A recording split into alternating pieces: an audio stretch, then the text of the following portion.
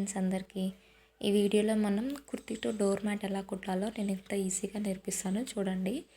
Waste అయిన top దానికి ఉన్న హ్యాండ్స్ని కట్ చేయాలన్నమాట. బోత్ సైడ్స్ కట్ చేయడం వల్ల మనకు అది ఎక్స్ట్రా ఫ్యాబ్రిక్ రాకుండా సైడ్కి ఉంటుంది.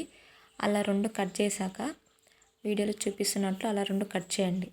చేశాక ఏం చేయాలంటే మనం టాప్ని రివర్స్ చేసుకోవాలన్నమాట. నేను చేస్తూ ఉంటాను చూడండి. అందులో కట్ చేసి పక్కకు పెట్టేసి ఇప్పుడు అందులో టాప్ని రివర్స్ చేసుకోవాలి. ఫస్ట్ టాప్ని రివర్స్ చేసేసుకొని మన మిడిల్లోకి ఫోల్డ్ చేసుకోవాలి.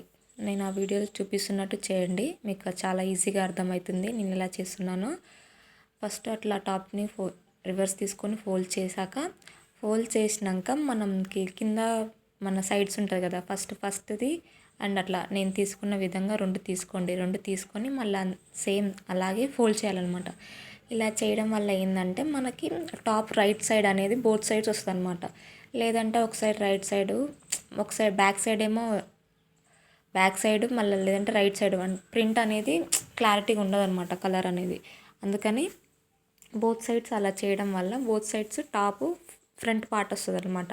అలా చేశాక నేను చూపిస్తున్న విధంగా రౌండ్గా అండ్ మిడిల్లో ఇట్లా స్టిచ్ చేయాలన్నమాట. స్టిచ్ చేయాలి. నేను స్టిచ్చింగ్ వీడియో పెట్టట్లేను, నేను స్టిచ్ చేసింది చూపిస్తున్నాను చూడండి.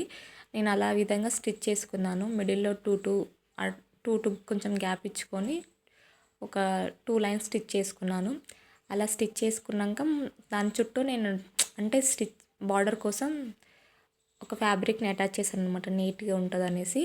మీరు చూస్తున్నారు కదా ఆ కుర్తీ, అది చూసినప్పుడు ఆ కుర్తీ మీద మనకి ఏ ఐడియా ఉండదు, బట్ అది ఇంత బాగా టర్న్అవుట్ అవుతుందని ఎవరు ఎక్స్పెక్ట్ చేయరు కదా.